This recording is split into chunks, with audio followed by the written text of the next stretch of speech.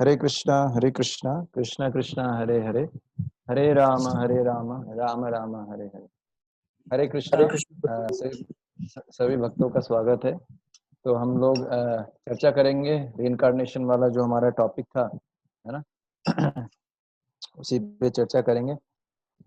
Okay, अभी चूंकि 4:50 हो चुका है, so we will not do कीर्तन।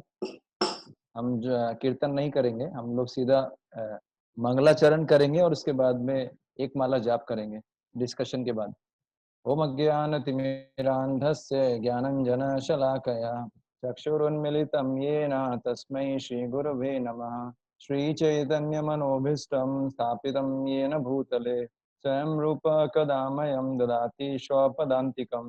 वन्देऽहं श्रीगुरो श्रीयुतापदकमलं श्रीगुरून् वैष्णवांश्च श्रीरूपं साग्रजातं सहगं रघुनाथान्वितं तं सजीवम् सावधूतं सावधूतं परिजन सहितं कृष्ण चैतन्य देवं श्री राधा कृष्ण पादान् सहगण ललिता शिवशाखान्वितांश्च नमो विष्णुपादाय कृष्ण प्रेष्ठाय भूतले श्रीमते भक्ति वेदांत स्वामिन्ते नामिने नमस्ते सरस्वते देवे गौरवाणी प्रचारिणे निर्विशेष शून्यवादी पाश्चात्य देश तारिणे नमो महावदन्याय कृष्ण प्रेम प्रदायते कृष्णाय कृष्ण चैतन्य नामने गौरकृषे नमः। हे कृष्ण करुणा सिंधु दीनबंधो जगतपते गोपेश गोपिका कांत राधा कांत नमस्तुते तप्त कांचन गौरांगी राधे वृंदावनेश्वरी वृषभानुसुते देवी प्रणमामि हरिप्रिये वाञ्छाकल्पतरुभ्यश्च कृपा सिन्धुभ्येव च पतितानां पावनेभ्यो वैष्णवेभ्यो नमो नमः। जय श्री कृष्ण चैतन्य प्रभु नित्यानंद श्री अद्वैत गदाधर शिवासादि गौर भक्त वृंद।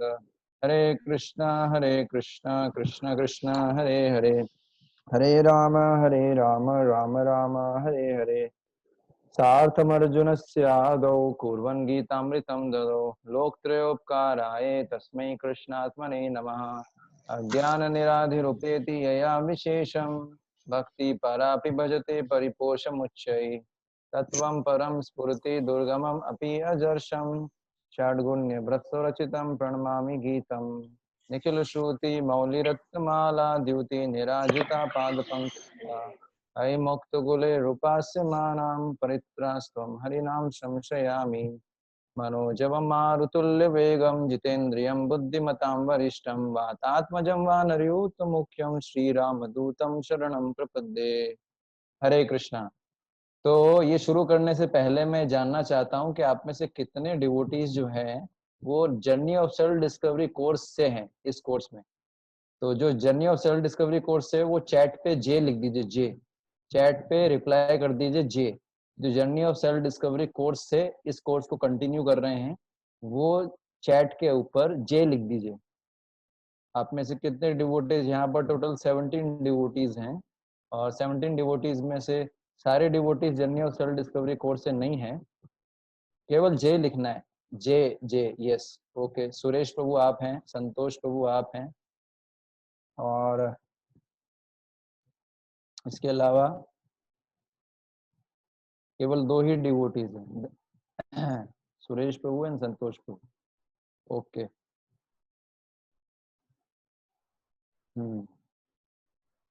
तो हम लोग डिस्कस कर रहे थे रीइंकार्नेशन पे। ऑलरेडी हमने 2 सेशन रीइंकार्नेशन पे कर लिए हैं, लेकिन आज सबसे इम्पोर्टेंट सेशन होगा रीइंकार्नेशन में। और वो जो सेशन होगा उस पे हम डिस्कस करेंगे साइंटिफिक प्रूफ, वैज्ञानिक प्रमाण क्या है रीइंकार्नेशन, पुनर्जन्म के वैज्ञानिक प्रमाण। अच्छा हिमांशु प्रभु, आपने कितना वीडियो दिखाया था, कौन सा वीडियो दिखाया था? क्रिश्चियनिटी वाला दिखाया था या वो वाला दिखाया था, वो 5 साल का जो बच्चा था? वो प्रभु जी जो 5 साल का बच्चा था वो वाला दिखाया था और क्रिश्चियनिटी वाला थोड़ा सा ही चल रहा था। तो बेसिकली हम डिस्कस कर रहे हैं पुनर्जन्म के बारे में। तो जैसे आप लोगों ने देखा वो वीडियो कि वो 5 साल का जो बच्चा था, कैसे उसका जो रीइंकार्नेशन स्टडी केस था वो स्पेशल, और उसके अंदर वो जो है लड़का जो है वो वास्तव में एक लड़की होती है और जिसकी मृत्यु हो जाती है, एक होटल के अंदर आग लगती है और वो उसकी मृत्यु हो जाती है। तो ये प्रूफ करता है, क्या प्रूफ करता है? ये हमारा आखिरी जीवन नहीं है, इसके बाद भी अगला जीवन होता है। ये जो ऐसे बहुत सारे लोग हैं जो जो एक सिद्धांत मानते हैं, ये जो है सिद्धांत क्या है कि यही जीवन आखिरी जीवन है। ओके, यही जीवन आखिरी जीवन है, इसके बाद अगला लाइफ नहीं है। और ये सिद्धांत इतना अज्ञान वाला सिद्धांत है, इसने इतना नुकसान किया है हमारे मानव समाज का, इतना नुकसान किया है हमारी वैदिक सभ्यता का, कि सारे लोग पापी बन गए हैं इस सिद्धांत के कारण। सारे लोग गलत काम करने लग गए हैं, क्योंकि वो ऐसा मानते हैं कि आत्मा होता ही नहीं है ना। ये आजकल का एजुकेशन सिस्टम है, उसमें सोल को मानते नहीं है। उसको ऐसा मानते हैं कि सोल कुछ नहीं होता, केवल मटेरियल कुछ मैटर के कॉम्बिनेशन से जीवन बनता है। तो जो जीवन आता है वो किससे आता है? मैटर से आता है, लाइफ से नहीं आता। तो इसी कारण से लोग हर किसी को मटेरियल प्लेटफॉर्म पे देखते हैं, है ना, पहली चीज। दूसरा चीज जो है, इससे क्या होता है कि लोग सारे गलत काम करते हैं, क्योंकि वो सोचते हैं कि भाई ये आखिरी जीवन है, जो एंजॉय करना है करो, है ना, forget about all rules and regulation. तो सारे गलत काम करते हैं, जैसे मीट ईटिंग करना, मांस खाना, है ना, इलिसिट सेक्स करना, इसके अलावा ड्रिंकिंग, इंटॉक्सिकेशन करना, नशा करना, इसके अलावा जो है आप देखेंगे कि जुआ खेलना, ये जो है पाप में कार्य हैं। लेकिन लोग करते हैं क्योंकि मानते हैं कि आखिरी जीवन जितना एंजॉय करना है कर लो। लेकिन उन लोगों को ये पता नहीं है, क्या पता नहीं है उन लोगों को कि इसके बाद भी, है ना, अगला जीवन होता है। आप समझ रहे हैं? इसके बाद भी अगला जीवन होता है। और ये जो है अगला जीवन जो है वो वास्तव में क्या है? अगला जीवन जो है वो किसी भी योनि हमको प्राप्त हो सकती है हमारे कर्मों के हिसाब से। तो लॉ ऑफ कर्मा होता है, भगवान होते हैं, ये सब चीजें, मतलब इसको साइंटिफिकली रिसर्च करके आज पहले वैज्ञानिक नहीं मानते थे, आज मान रहे हैं। तो वो उस स्टडी में हमने देखा। अब हम आगे चलेंगे, है ना, हमारा जो विषय चल रहा था। तो आप में से जिसको रीडिंग अच्छे से करना आता है, मैं उसको बोलूंगा रीडिंग करने के लिए। थोड़ा फास्ट पढ़ना पड़ेगा क्योंकि टाइम का थोड़ा लिमिटेशन है ना। ये इंग्लिश में है लेकिन मैं आपको हिंदी में समझा दूंगा। तो जस्ट अ मिनट। कौन पढ़ेंगे आप में से जिसके बैकग्राउंड में डिस्टरबेंस नहीं है? पहली कंडीशन। दूसरा, जिसका वॉइस क्लियर है और जो है लाउडली पढ़ सकता है। आप में से कोई पढ़ना चाहेंगे? यहाँ से पढ़ना है at one point of time. मैं पढ़ूं प्रभु जी? पढ़िए। आपका नाम? मेरा नाम कुसुमलता है। हाँ पढ़िए। यहीं से पढ़ना ना, एट वन पॉइंट। हाँ। At one point of time, reincarnation was considered to be a Hindu belief. In 1989, research analyst Walter Martin wrote,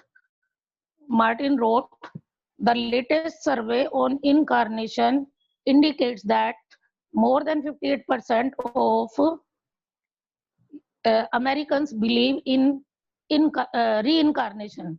According to a survey published in World Statistics, July 1996, more Americans believe in reincarnation than ever before. In the East, 4 out of 5 people surveyed embrace the doctrine of reincarnation with full conviction. Reincarnation. यहाँ थोड़ा यहाँ रुकना, एक बार यहाँ पर pause करना है। तो यहाँ पर ओके प्रभु जी। हाँ, हम लोग थोड़ा रीडिंग करेंगे फिर डिस्कशन करेंगे, थोड़ा रीडिंग करेंगे फिर डिस्कशन। सो पॉइंट यहाँ पर ये है कि आप देख रहे हैं कि अमेरिकन्स जनरली, जो वेस्टर्नर्स होते हैं, अमेरिकन्स होते हैं, वेस्टर्नर पीपल, वो लोग एक ही जीवन पे को ही मानते हैं। आप समझ रहे हैं? अमेरिकन्स क्या है, एक ही जीवन को मानते हैं कि एक ही लाइफ होता है, क्योंकि बाइबल में भी ये दे रखा है कि अगला लाइफ नहीं होता, पुनर्जन्म नहीं होता। बाइबल ही मानता है कि एक ही लाइफ होता है, और इस लाइफ के बाद जो लोग पुण्य कर्म करते हैं वो भगवान के साथ रहेंगे, भगवान के धाम में, ये बाइबल में लिखा हुआ है। और जो जो पाप करेंगे उनको नरक में डाल दिया जाएगा, हेल के अंदर। पर बाइबल पुनर्जन्म को नहीं मानता, और बाइबल ये भी मानता है कि जो मानव है वो विशेष कृति है भगवान की। भगवान ने अपने इमेज में मानव को बनाया है।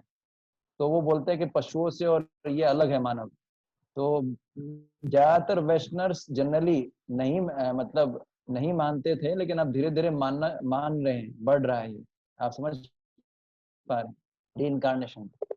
तो पॉइंट ये है कि जैसे इसमें है कि कितने, इसमें जो डेटा बताया है कि 58% अमेरिकन जो है वो रीइंकार्नेशन पे यकीन करने लग गए हैं, और धीरे धीरे ये संख्या बढ़ता ही जा रहा है, ठीक है ना।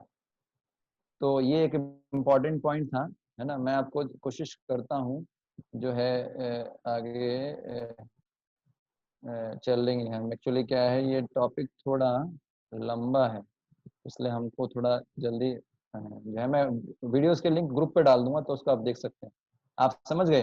तो आजकल वेस्टर्नर्स पीपल भी रीइंकार्नेशन पे ज्यादा यकीन कर रहे हैं, पहले नहीं करते थे, क्योंकि बहुत सारे ऐसे केस स्टडीज आए हैं।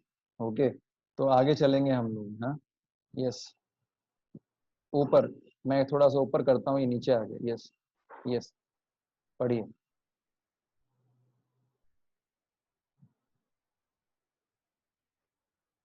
हरे कृष्णा, पढ़ना है। हरे कृष्णा, आगे आगे पढ़ सकते हैं माता जी, या कोई और पढ़ना चाहेंगे? मेरा वॉइस आ रहा है आपको? हरे कृष्णा। हरे कृष्ण महाप्रभु। गुरु जी पढ़ो पढ़ो प्रभु जी। हाँ, आप में से कोई भी पढ़ सकते हैं, मैं को, हाँ, कोई भी पढ़ सकते हैं। ठीक है, और कोई पढ़ नहीं। पढ़िए। reincarnation views of scientists and philosophers. Throughout the throughout the centuries, a surprising number of intelligent, non-fanatical thinkers have believed in reincarnation. I am confident, says Socrates, that there truly is such a thing as living again.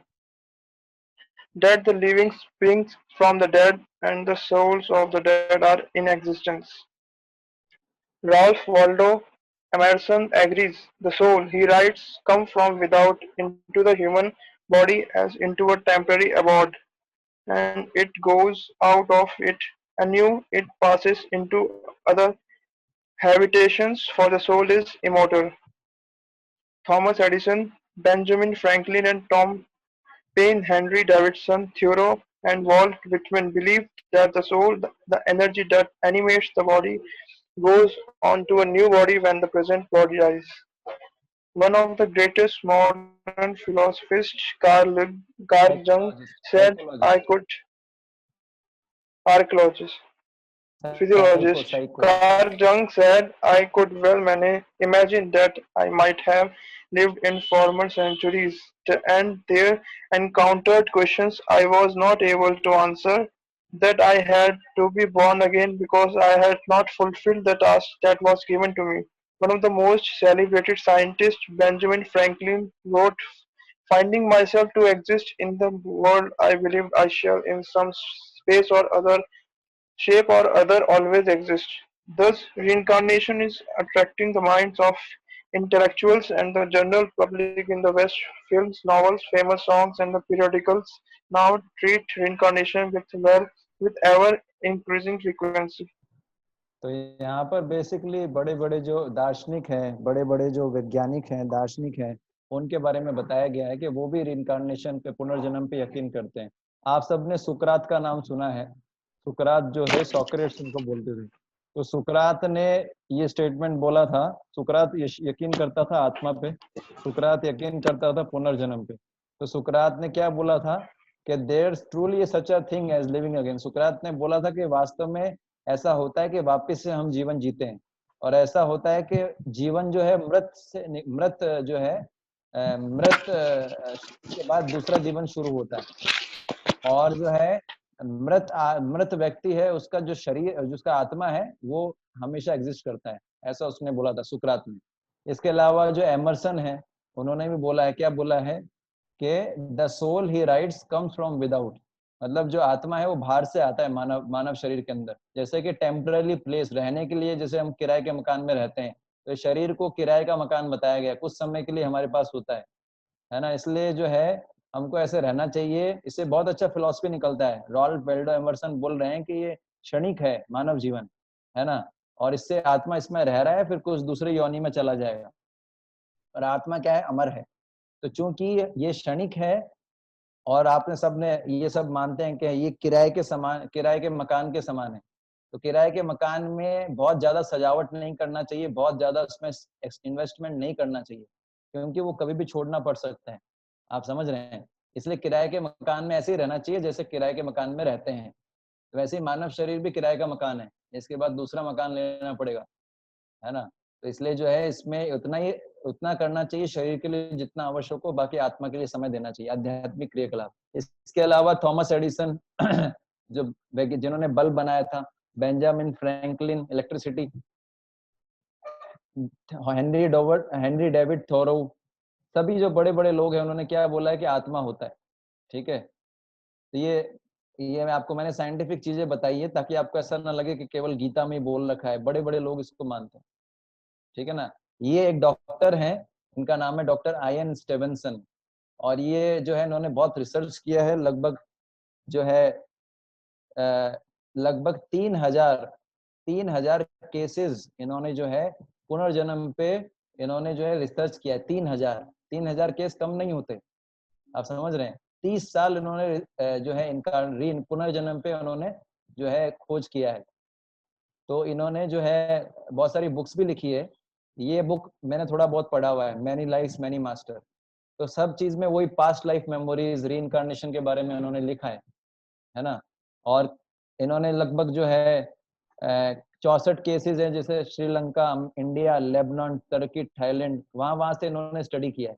तो हम जो आपको बताते हैं ना, मेरे बताने का पर्पस ये है कि जो भी हम आपको इस सेमिनार में बताते हैं वो ऐसा नहीं है कि हमको ये मन मर्जी बोल देते हैं, शास्त्रों से बोलते हैं, लेकिन उसका आपको साइंटिफिक प्रूफ भी दे रहे हैं। ऐसा नहीं है कि ये कोई मन मर्जी चीज है, आप समझ गए।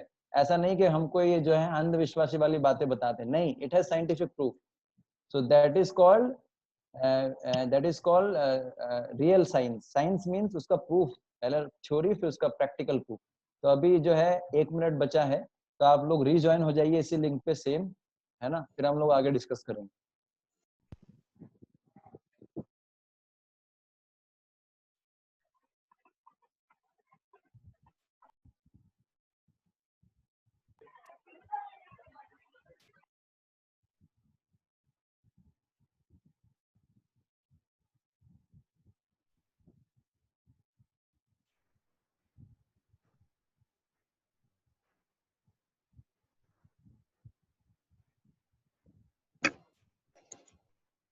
कृष्णा हरे हरे, हरे राम राम राम हरे हरे, हरे कृष्णा कृष्ण कृष्ण हरे हरे, हरे राम राम राम हरे हरे, हरे कृष्ण कृष्ण कृष्ण हरे हरे, हरे राम राम राम हरे, हरे कृष्ण कृष्ण कृष्ण हरे हरे, हरे राम राम राम हरे हरे।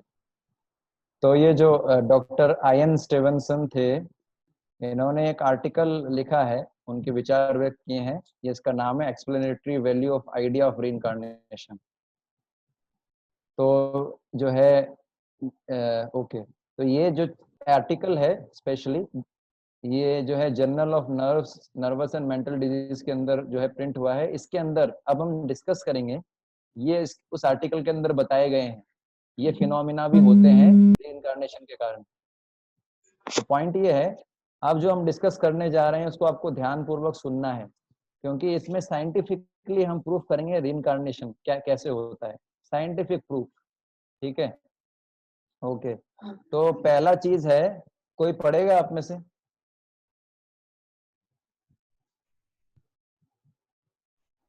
आप में से कोई रीडिंग करेंगे क्विकली? हरे हरे कृष्णा प्रभु जी। हाँ, थोड़ा जोर से बोलना पड़ेगा प्रभु जी, अनएक्वायर्ड एंड अनहेरिटेड स्किल्स, ये पढ़ना है। हाँ थोड़ा, लेकिन आपका वॉइस कम आ रहा है।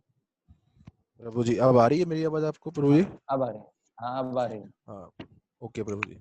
Unacquired and uninherited skills. Writing of skills and talents in small children that were neither learned nor inherited from the parents. The professor says, I remember one child in Sri Lanka who was gifted at preparing thatch for roofs, being able to put the palm leaves together very skillfully. She had never been trained in that. Her family was several levels above the person whose life she was remembering, and they did not bother with thatching. They had galvanized thin roofs. He thus says this skill of children born to a family of higher economic status could not be explained without reincarnation, about which the child spoke from past life. तो point ये है कि कई हम ऐसे बच्चे देखते हैं, या कई जो है जैसे यहाँ पर बताया, कई बच्चे होते हैं या कई ऐसे लोग होते हैं जिनके अंदर बहुत एक्स्ट्रा ऑर्डिनरी स्किल्स होते हैं। वो स्किल्स जो है जनरली उसको एक्सप्लेन नहीं किया जा सकता, विज्ञान के माध्यम से आप उसको एक्सप्लेन नहीं कर सकते, है ना। तो यहाँ पर उन्होंने केस स्टडी बताया है कि वो जब श्रीलंका गए थे, डॉक्टर आयन स्टीवनसन जब श्रीलंका गए थे, तो वहां पर उन्होंने एक लड़की का एक केस स्टडी था, एक लड़की थी। तो वो जो लड़की थी बेसिकली ये बता रहे हैं, क्या बता रहे हैं, एक एक छोटी बच्ची थी, ठीक है ना।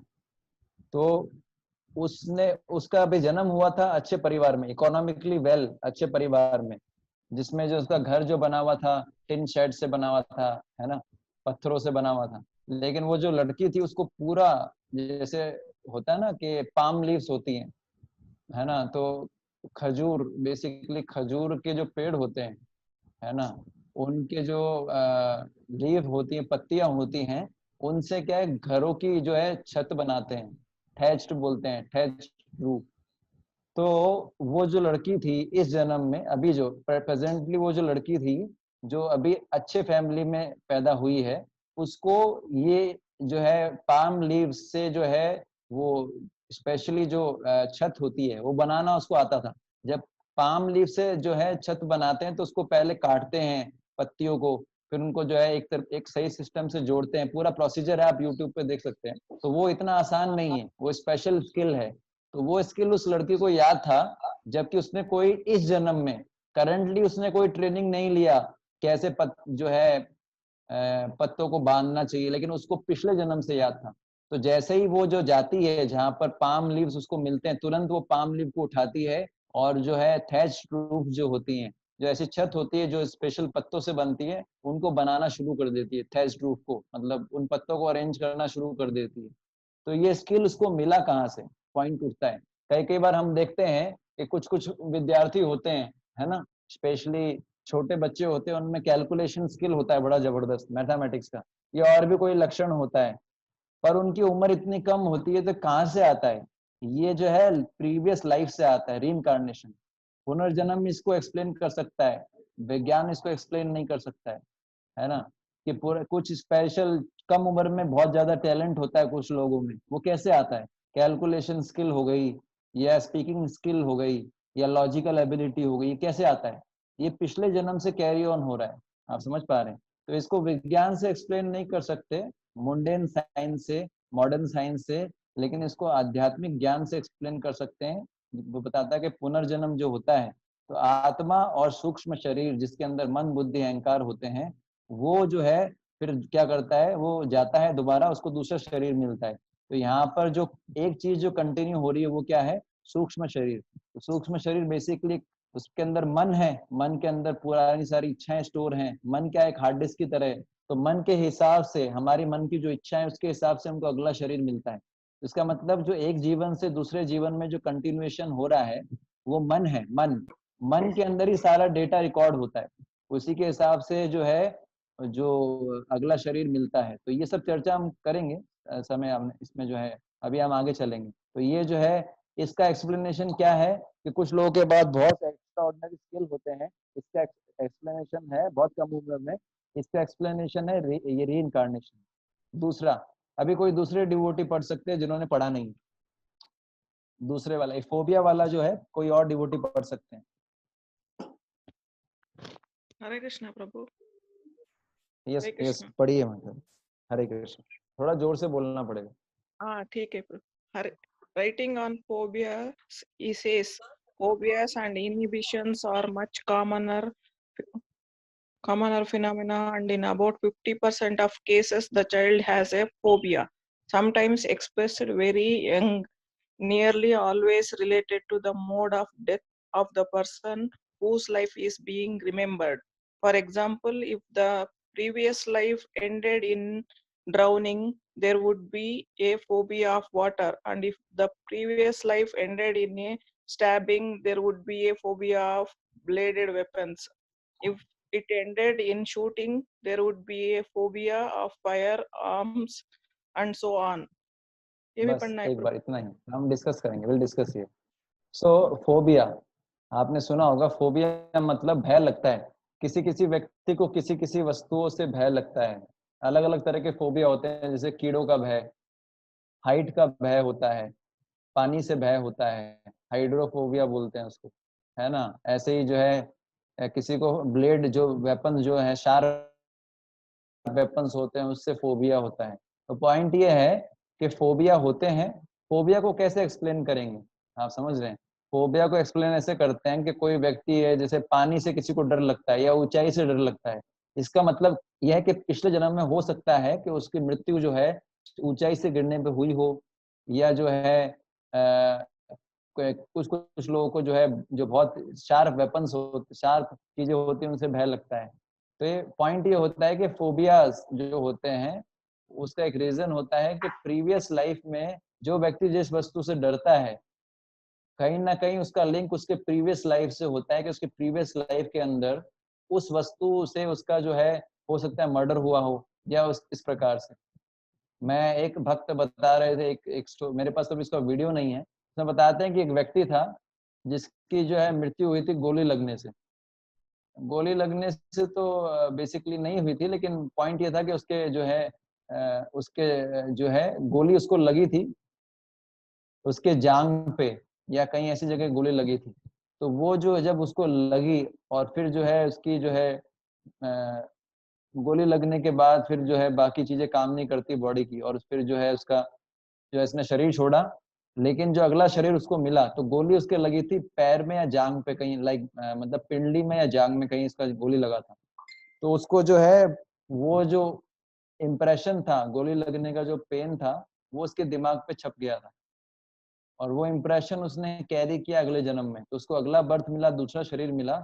तो वो ये ऐसा वीडियो है, उसमें बता रहे हैं कि वो छेद जहाँ वो जो है वो स्पॉट था उसके जांग पे या पिंडली पे, जहाँ पर ऑलरेडी वो निशान था। मतलब गोली उसको लगी थी पिछले जन्म में, लेकिन जो है इस जन्म में भी उसका जो है निशान कैरी ऑन, है ना, कैरी ऑन हुआ। आप समझ गए। तो क्यों हुआ? क्योंकि इसका विज्ञान है, इसका गहराई से कभी हम श्रीमद् भागवतम पढ़ेंगे तो उसमें आता है कि हमारा जो मन है ना, मन जो है, मन की इच्छाएं होती हैं, और उस इच्छाओं के हिसाब से ही हमको अगला शरीर मिलता है। तो हमारा जो कार्य है इस जन्म के अंदर, वो यही कार्य है कि हम अपनी इच्छाओं को बदलें। यदि हम इस पूरे जीवन में अपनी इच्छाओं को बदल पाए, तो यही हमारे जीवन का सक्सेस है। जो हमारी डेमोनिक इच्छाएं हैं, जो हमारी आसुरी इच्छाएं हैं, गलत इच्छाएं हैं, उनको सही इच्छाओं में हमको बदलने का प्रयास करना चाहिए। इसके लिए सबसे बेस्ट तरीका है सत्संग करने का।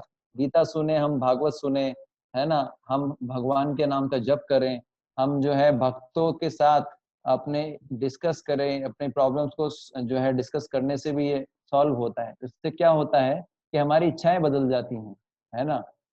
भक्ति का मतलब बताते हैं, डिवोशनल सर्विस का मतलब बताते हैं श्रील जीव गोस्वामी, जो बहुत बड़े स्कॉलर हुए हैं, आचार्य हुए हैं। उन्होंने बोला है भक्ति का मतलब होता है अपनी इच्छाओं का बदलना। अगर हमको कई साल हो गए हैं लेकिन अगर हमारी इच्छाएं नहीं बदली है, इसका मतलब हम प्रोसेस ठीक से नहीं कर रहे हैं। तो अगर एक बार हमारी इच्छाएं बदल जाती हैं तो हमारा जीवन बदल जाता है। इसलिए जो है पॉइंट ये कि इच्छाएं कब बदलेंगी, जब हमारा सूक्ष्म शरीर, जो मैंने journey of self discovery course में आपको बताया था, मन बुद्धि अहंकार, तो सूक्ष्म शरीर का मतलब है मन बुद्धि अहंकार। तो जब मन शुद्ध हो जाता है तो ये सब चीजें होती हैं। ठीक है, तो हम अभी आगे चलेंगे। फोबिया ये हमने डिस्कस किया। नेक्स्ट कौन पढ़ेंगे? कोई नए डिवोटी, क्विकली। कोई नहीं है पढ़ने वाला? ठीक है, मैं पढ़ता हूँ। Difference in the temperament. Hare Krishna. हाँ, आपका रिप्लाई बहुत लेट आता है, पता नहीं आप लोग फास्ट रिप्लाई क्यों नहीं करते। पढ़िए वो बंद था ना।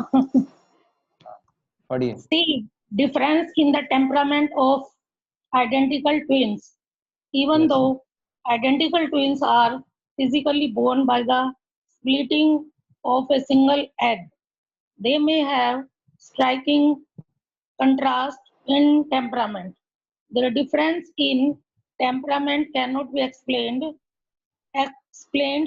on the basis of genetic because their bodies has resulted from the same genetic material. The difference in temperaments is because of two different souls reincarnated in two different bodies that are genetically identical.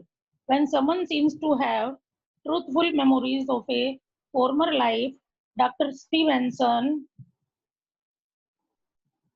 interviewed him, the people around him, and if possible, the people of the life apparently remembered looking for a more ordinary, normal way to explain things.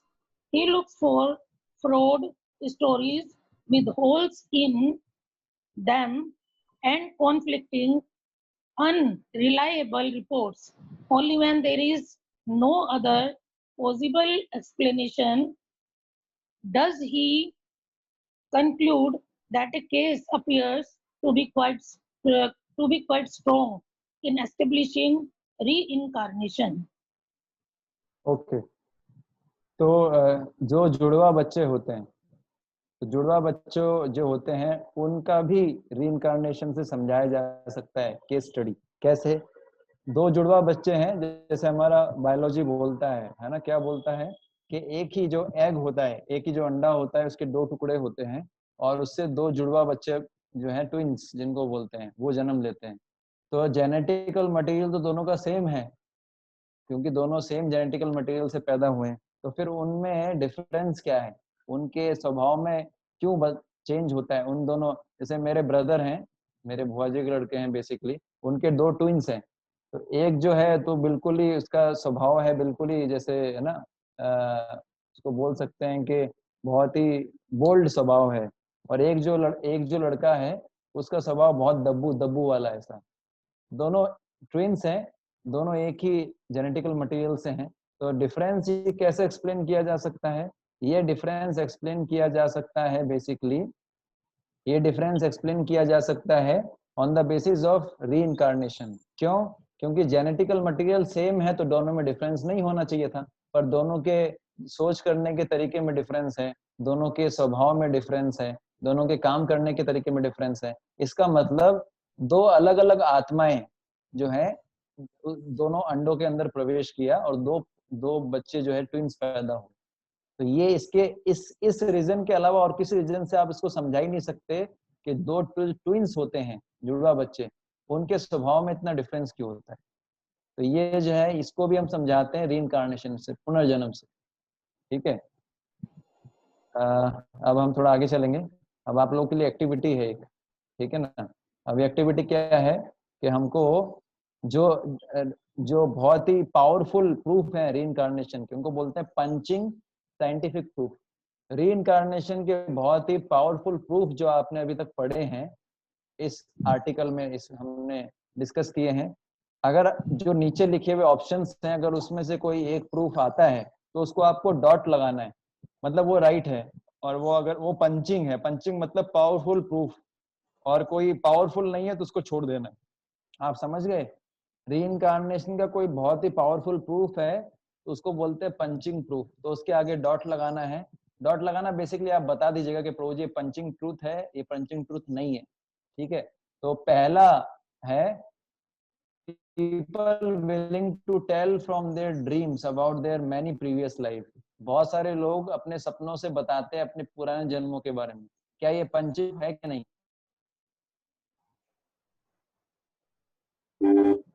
नहीं है प्रभु जी। नहीं है क्या? है प्रभु जी, है नहीं। नहीं, आप सोचिए थोड़ा, कोई व्यक्ति अपने सपनों से बता रहा है उसके है प्रभु प्रीवियस जी, जन्म के बारे में, क्या है लगता प्रभु है? जी, आपने है प्रभु जी। आपने पढ़ा अभी तक ऐसा इसके अंदर, है ना? लोग अपने, देखो ये पंचिंग प्रूफ नहीं है, इसलिए नहीं है क्योंकि इस पे रिलाई नहीं कर सकते, क्योंकि लोग अपने सपनों से कुछ भी बता सकते हैं, उसमें हम बिलीव नहीं कर सकते। आप समझ रहे हैं? ये सपने में वो देख रहे हैं तो उसका कोई प्रूफ नहीं हो सकता है, इसलिए पंचिंग प्रूफ नहीं है। दूसरा जो है, skills not taught in this life like an elite class child skilled in making test proof, ये क्या है? पंचिंग प्रूफ है कि नहीं? ऐसे कोई है स्किल्स प्रभु जी, पंचिंग है प्रूफ है है। जी प्रभु जी, ये तो इसको हमने मान पढ़ा सकते भी। हैं। हाँ भाई, ऐसे कोई इसके पास स्किल्स हैं जो बहुत ही, जैसे यहाँ पर थेस्ट प्रूफ का उदाहरण है, मैथमेटिकल स्किल भी, कोई भी स्किल जो उसको पुराने जीवन से प्राप्त हुआ है, इस जन्म में उसने सीखा नहीं, तो ये तो पंचिंग प्रूफ है। Dreams of visiting different places and meeting different people, ऐसा सपना आता है उसको कि वो अलग अलग जगह जो है जा रहा है, अलग अलग लोगों से मिल रहा है, ये पंचिंग प्रूफ लग रहा है आपको या नहीं? नहीं। तो ये पंचिंग प्रूफ नहीं है, लग रहा क्योंकि है ये प्रभु, कोई देखते तो हैं। नहीं नहीं, ये नहीं देखते हैं, लेकिन ड्रीम का आप है ना विश्वास नहीं कर सकते, ड्रीम इज डिफरेंट थिंग, आप समझ रहे हैं? नहीं प्रभु कोई जी, कोई अगर वो जो बता रहे हैं जो जगह, और अगर वो वाकई में एग्जिस्ट में है तो पॉसिबल है ना। देखिए, ये जो हमने आपको बताया है ना ड्रीम्स का, ये ड्रीम्स एक अलग चीज है, और जो मैंने आपको रियल स्टोरी बताई है, एक अभी रियल स्टोरी और आएगी रीइंकार्नेशन की, वो उन्होंने ड्रीम में नहीं देखी थी, वो वास्तव में होती है, और वो जो है उनको याद होती है। तो पॉइंट ये है कि ये उतना पावरफुल प्रूफ नहीं है। इसमें क्या है, जैसे हम किसी के ड्रीम से भरोसा नहीं कर सकते। पंचिंग का मतलब होता है जो बहुत ही पावरफुल प्रूफ होता है, जो दिखता है, जैसे स्किल्स वाला है। इस स्किल्स को आप ये नहीं बोल सकते कि उसने रट लिया। कोई अगर मैथमेटिक्स में चैंपियन है छोटी उम्र में, तो वो उसका तो और कोई ऑप्शन ही नहीं है, मतलब क्लियर कट पता है। इस तरीके से मैं पूछ रहा हूँ कि वो कोई मैथमेटिकल एक्सपर्ट है, कोई छोटा लड़का है, तो उसका और कोई तरीके से समझाया नहीं जा सकता कि उसने मैथमेटिक्स कैसे सीखी। इसको बोलते हैं पंचिंग प्रूफ, मतलब पावरफुल प्रूफ। पर ड्रीम्स का भरोसा नहीं है। ड्रीम्स में क्या है कि कोई कुछ बोल सकता है, वो उतना पावरफुल प्रूफ नहीं है मतलब। तो चौथा है hypnotic regressions on patients remembering entering some dark tunnel leading to life.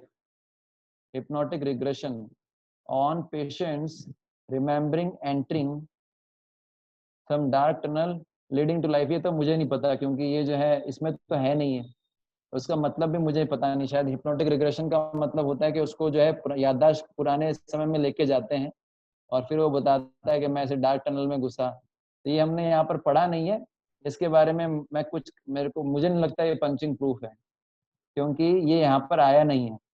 इस आर्टिकल में हमने जो पढ़ा इसमें आया नहीं है, ठीक है ना? ये है somebody recollecting some past impressions of an unverifiable। किसी व्यक्ति ने अपने भूतकाल की कोई चीज बताई, लेकिन वो वेरीफाई नहीं हो पा रही है, तो क्या आप इसको पंचिंग प्रूफ मानेंगे? नहीं प्रभु। क्योंकि पंचिंग प्रूफ का मतलब होता है इसको वेरीफाई भी कर सके। जैसे अभी आगे एक स्टोरी आएगा, मैं बताऊंगा उसमें कैसे उसको वेरीफाई किया। अच्छा, ये फियर ऑफ ब्लेडेड वेपन्स और फायर और water due to previous impressions of death, मतलब धारदार। हाँ हाँ प्रभु जी। हाँ, ये तो है ये तो फोबिया हो गया। हाँ, ये तो फोबिया हो गया, क्योंकि धारदार हथियार से उसको डर लगता है, आग से, पानी से डर लगता है। तो ये इटसेल्फ में प्रूफ है कि भैया पिछले जन्म में उसकी मृत्यु है या इससे हुई है कुछ ना कुछ।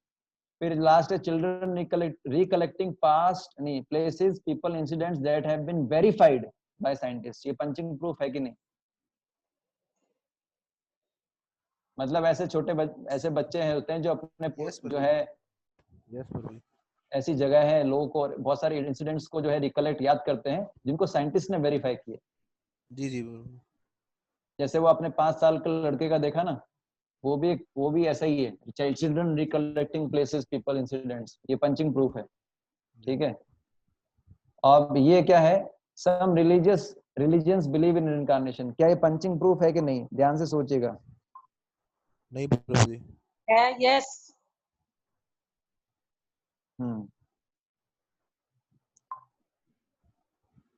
Yes, okay. इसको कैसे समझा जा सकता है? इसको ऐसे समझा जा सकता है कि जैसे भागवत है ना, भागवत है, गीता है, और भी जैसे कुछ कुछ धर्मों में रीइंकार्नेशन मानते हैं, कुछ में नहीं मानते। तो अभी आपने शास्त्रों जो शास्त्र है, बाइबल भी बताया था आपने। बाइबल नहीं मानता है, नहीं लेकिन जो है मानते। वास्तव में देखा जाए, हाँ मतलब प्रॉब्लम क्या है, बाइबल को एडिट किया गया है। अगर मैं आपको एक जो है, अभी समय थोड़ा कम है, मैं 2 वीडियो जो है हिमांशु प्रू ने डाले हैं ग्रुप के ऊपर, वो वीडियो जो है आप उनसे ले सकते हैं, हिमांशु जो हमारे होस्ट हैं। उसमें बताया गया कि पहले के जो क्रिश्चियंस थे वो मानते थे रीइंकार्नेशन, बाद में जाके उसमें डिग्रेडेशन हो गया क्योंकि उन्होंने अपने बाइबल को ही बदल दिया। तो पॉइंट ये है कि यहाँ पर है कि जो शास्त्र है, सम रिलीजियंस बिलीव इन इनकारनेशन, ये पंचिंग प्रूफ है। क्यों पंचिंग प्रूफ है? क्योंकि शास्त्र जो बोलता है वो कभी गलत हो ही नहीं सकता। जैसे भागवत में पुनर्जन्म, आपको कोई केस पता है भारत भागवत में पुनर्जन्म का कोई बहुत फेमस केस कोई बता सकता है भागवत के अंदर? महाराज व्रत हुआ। प्रभु जी, जो अम्बा थी उसको पता था, अम्बा जो थी वो शिखंडी बनी थी बाद में। हाँ, और ये तो महाभारत और महाराज व्रत हुआ। भारत बहुत पावरफुल एग्जांपल। भरत महाराज को अपना सब कुछ दिया था। पहले जन्म में भरत थे, दूसरे के अंदर क्या बने थे? हिरण बने थे और जड़ भरत बने। उनको याद, हाँ उनको सब याद था हिरण के रूप में। इससे क्या गलती हुआ है? ये पंचिंग मतलब शास्त्र में जो लिखा है वो गलत हो ही नहीं सकता। पंचिंग प्रूफ है। मुझे आपकी आवाज इको हो रही है, डबल डबल आवाज आ रही है। एक म्यूट करना एग्जांपल पड़ेगा। दे सकते हैं वृतासुर। अमृतासुर का है, आवाज इको हो रही है, डबल डबल आवाज आ रही है प्रभु जी। तो वो आपको वो करना पड़ेगा। हिमांशु प्रभु आप जो है म्यूट कर दीजिए सबको, उसी के कारण हो रहा है। ओके, म्यूट हो जाएंगे तो फिर प्रॉब्लम नहीं होगा। ये म्यूट से प्रॉब्लम हो रहा है, ठीक है। तो ये हो गया। फिर आगे है, जब आप उत्तर दे तो अनम्यूट कर लीजिए, फिर वापस म्यूट कर लीजिएगा, ठीक है। Doctor ion Stevenson reincarnation research studies on 3000 plus children, क्या ये पंचिंग प्रूफ है कि नहीं? यस प्रभु। हाँ, क्योंकि अभी हाँ अब जो है ये हमने पढ़ा अभी, इन्होंने 3000 रिसर्च की। हाँ 3000 रिसर्च किया है, तो ये तो रिसर्च किया ना, तो ये तो पंचिंग प्रूफ है। फिर ये है गोस्ट मूवीज। हाँ, ghost movies giving evidence of dead grandmother coming as ghost, ऐसी पिक्चर है। प्रभु जी। ये तो है ही नहीं, हमने पढ़ा भी नहीं और ऐसा इसका कोई लॉजिक नहीं है, ठीक है। और सबसे लास्ट में है जुड़वा बच्चे, क्या ये पंचिंग प्रूफ है कि नहीं? यस यस प्रभु जी, यस। हाँ, तो ये जो है हमारा एक्टिविटी हुआ। अब कोई दूसरे डिवोटी पढ़ेंगे जिन्होंने अभी तक पढ़ा नहीं है। ये असली कहानी है रीइंकार्नेशन की, ये न्यूज़पेपर में भी आ चुकी है, बंगाल से है। इसको हम 3000 केसेस उन्होंने डिस्कस किए थे आयन स्टीवेंसन से, उसमें से एक केस ये है। इसको हम डील है ना डेप्थ में स्टडी करेंगे। यस, पढ़िए आप में से जिसने अभी तक नहीं पढ़ा है, क्विकली। मैं पढ़ूं प्रभु जी? हाँ पढ़िए जी। The case history of Shukla, a little girl from West Bengal, is one of the 3000 in the files of Dr. I.N. Stevenson. When Shukla Gupta was a year and a half old and barely able to talk, she used to cuddle a pillow and addresses it as Meenu. Meenu, she said, was her daughter. Shukla, over the next 3 years, recollected her previous life events. Shukla was the daughter of a railway worker in Kampa, a village in West Bengal. Shukla often talked not only about her daughter, Meenu, but also about her husband, the father of Meenu. A good Hindu wife avoids speaking of her husband by name. She also talked about his younger brother, Ketu, and Karuna. They all lived, she said, at Rathala in Bhatpara. Shukla's present family, the Guptas, knew Bhatpara slightly.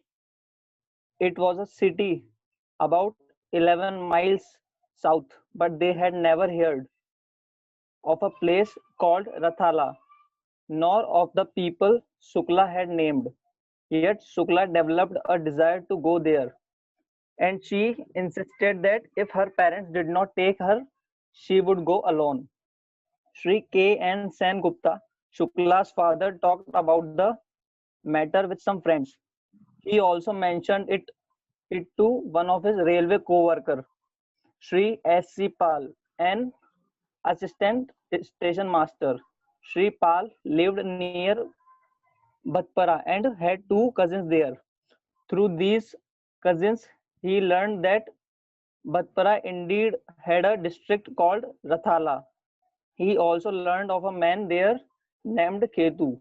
Ketu had a sister-in-law named Mana, who had died several years before in 1948, leaving behind an infant daughter named Meenu.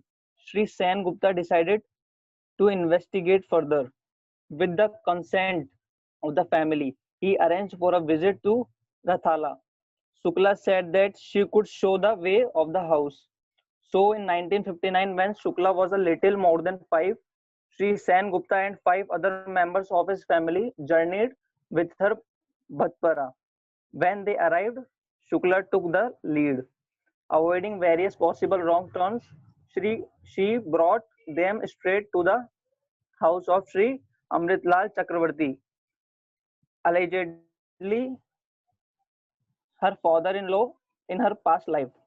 As the party approached, Sri Amritlal Chakravarti happened to be out of the street. When Shukla saw him, she looked down shyly, following the usual custom for a young woman in the प्रभु जब आपकी photo आ रही है इसमें आप थोड़ा ऊपर कर दीजिए presence of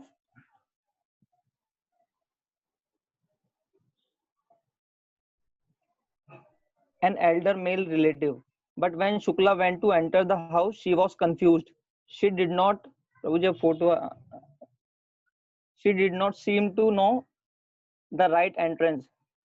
Her confusion, however, made sense. After the death of Mana, Shukla's name in her previous life, the entrance had been moved from the main street to an alley on the side.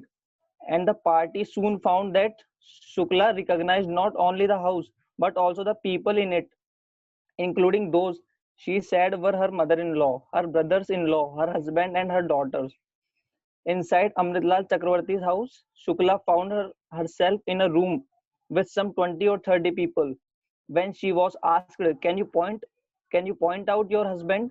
She correctly indicated Sri Harida, Haridanan Chakravarti. Further, when Shukla went to Mana's room, she showed the cot she used previously as Mana, and tears came to Shukla's eyes when she saw her old sewing machine, the the one that Mana had previously used. Shukla and Haridana Chakravarti were to meet again several times, and Shukla always longed for these meetings.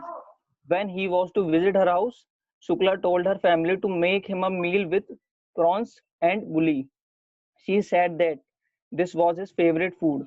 Her family did what she said and later found that she had chosen correctly.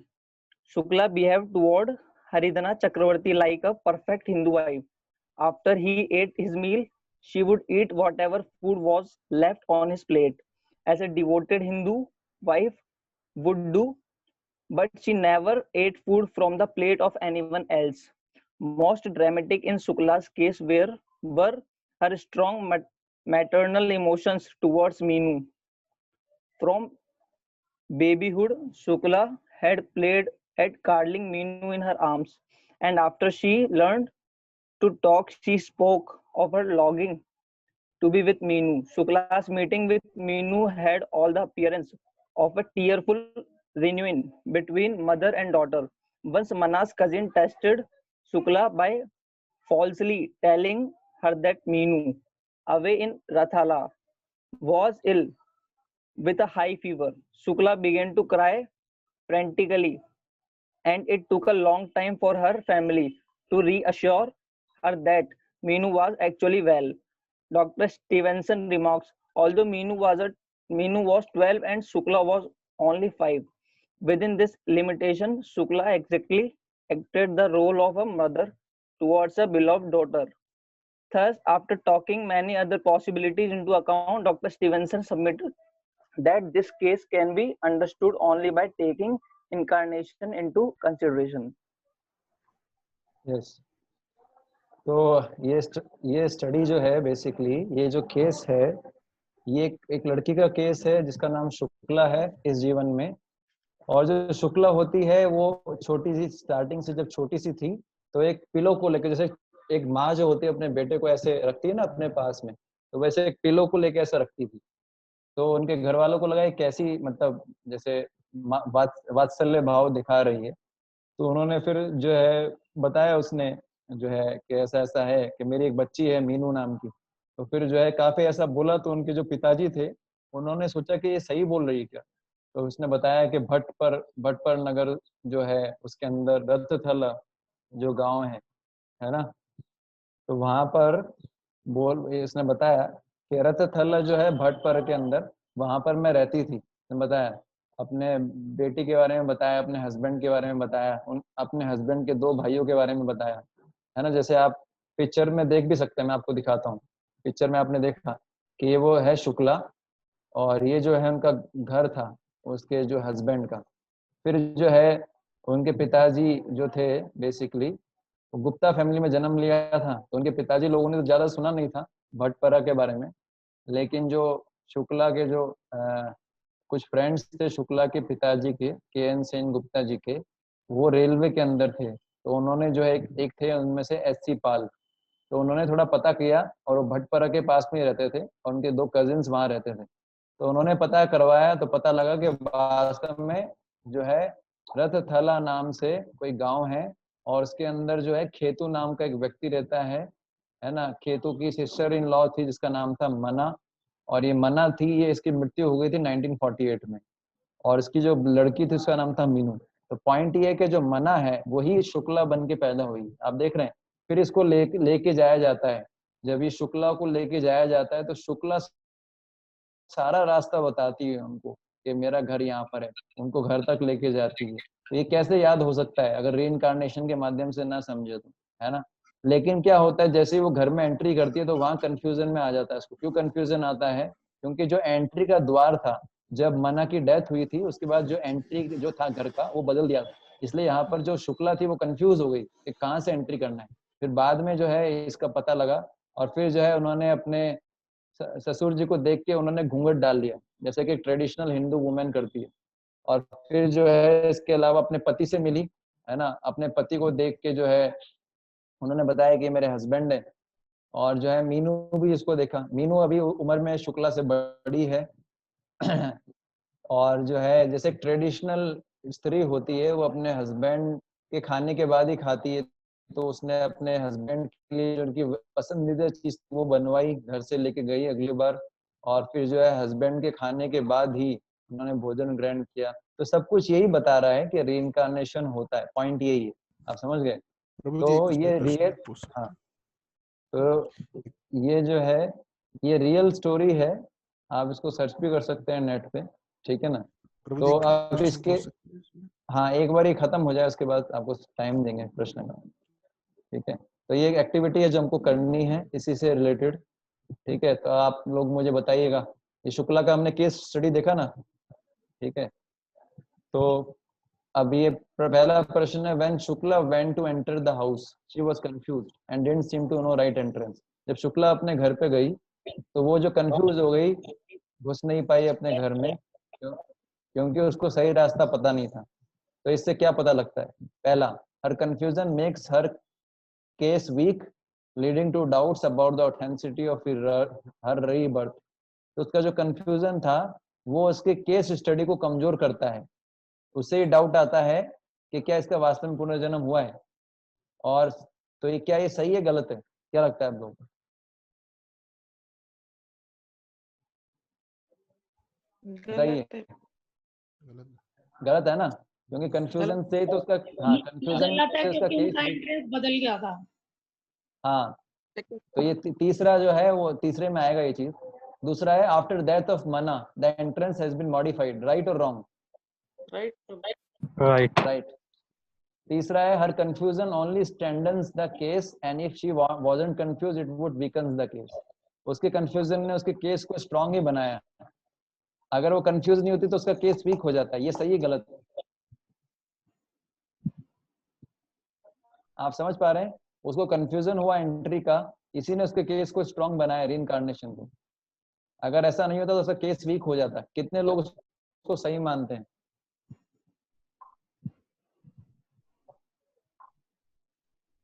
Ji Prabhu ji.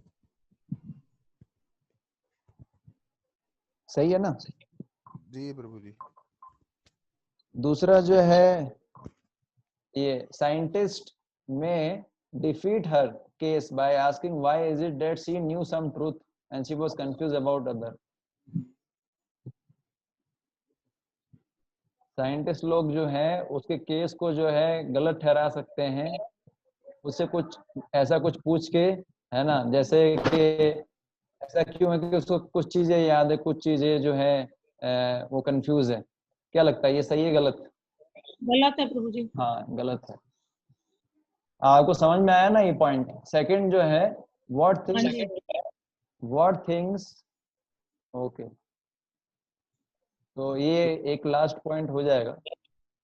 What things definitely prove that Shukla is none other than Mana. ये मीनू नहीं है, मना है, मना। अभी जो है link expire हो जाएगा, तो आप लोग वापस ज्वाइन कर लीजिए, वरना फिर हम डिस्कशन में डिसकंटिन्यू हो।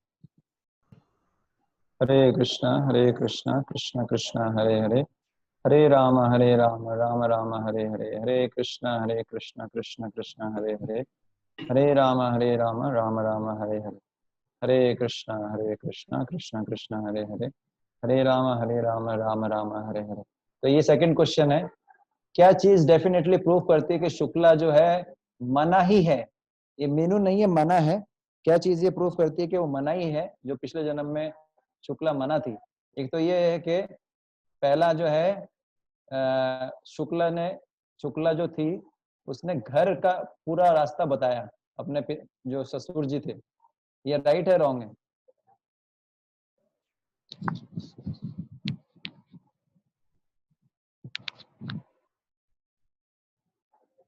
ये राइट है ना?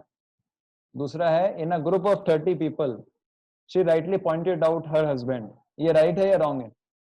राइट है। मुझे राइट। राइट है। हाँ ये राइट है। She could recognise everyone else present there with their names, है ना? ये भी राइट है। और जो फोर्थ है, she knew the favourite food of her previous husband. नाम एक्चुअली उनको, उसको नाम नहीं पता था एक्चुअली। तीसरे वाला जो है, नाम नहीं था, ये नाम उसको पता नहीं था, उसको वैसे याद था शक्ल से। नाम का थर्ड वाला राइट नहीं है, फोर्थ वाला। She knew the favourite food of her previous husband as prawns and bully and told her parents to cook the same whether he would arrive at Shukla's house. ये सही गलत है? सही है। क्योंकि ये तो इसमें आया भी था, उसके अपने हस्बैंड के डिश का फेवरेट डिश का पता था। एक और केस है, इसका नाम था चेस बाउमैन। ये जो है एक छोटा बच्चा था, तो वो बता रहा था कि कैसे वो पिछले जन्म के अंदर जो है बेसिकली जो वॉरियर था। आप समझ रहे हैं? तो छोटा बच्चे, ये इसकी पास्ट लाइफ इसको मीट कर सकते हैं। तो पास्ट लाइफ, ये एक और केस स्टडी है, रियल केस स्टडी। इसके अंदर ये जो स्टोरी है चेस बोमेन के बारे में है। एक लड़का था 5 साल का, उसको अपने जो है, यस मेरा, मैं भी, हाँ, पॉइंट ये है कि ये जो छोटा लड़का आप देख रहे हैं पिक्चर में, ये पिछले जन्म में एक वॉरियर था, लड़ाका सोल्जर था। तो इसको अब ये जो है कई स्टोरी, ये छोटे छोटे पिक्चर्स बनाता था ऐसे, वॉर जोन, है ना, अदर साइड्स एरिया। फिर इसने ये जो एक घोड़ा है, घोड़े पे ये है, फिर इस पे, है ना, ये तोप जैसा कुछ रखा हुआ है। After I am healed I am reaching back to the battlefield where I see cannon.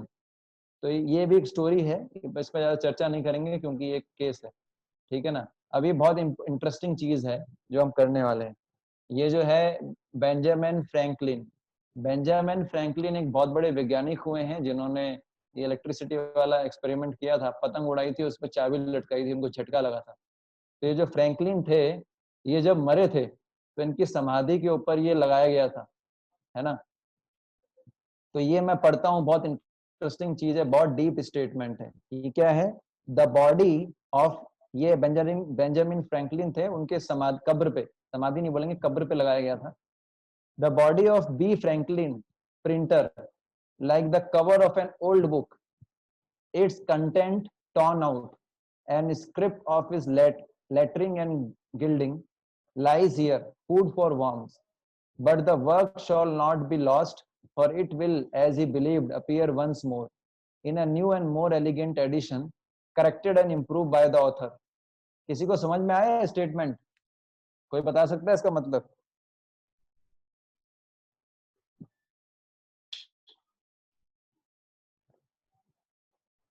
कोई बता सकते हैं? बेसिकली इसका मतलब है कि वो अपनी लाइफ को एक किताब से कंपेयर कर रहे हैं। हमारा जीवन भी किताब के समान है और हमारे जीवन के अंदर 100 चैप्टर हैं, मतलब 100 साल आइडियली है। वैसे तो 70 साल 60 साल कुछ कह नहीं सकते। आइडियली एक व्यक्ति की जो किताब होती है, जीवन रूपी किताब, उसमें 100 चैप्टर होते हैं और एक चैप्टर के अंदर 365 पन्ने होते हैं, 365।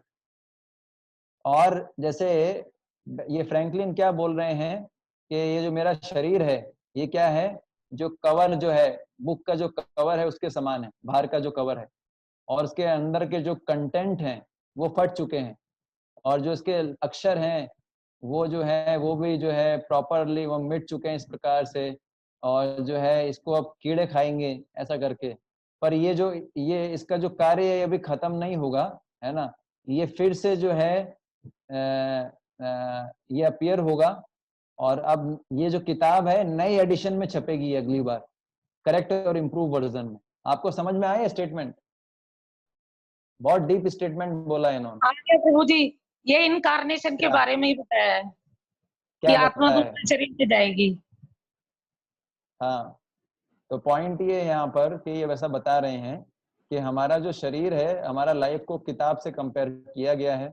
कि जैसे अभी मान लीजिए किसी का उम्र 40 है, किसी का 30 है, इसका मतलब उस किताब के अंदर 30 चैप्टर ऑलरेडी लिखे जा चुके हैं, उसको हम बदल नहीं सकते।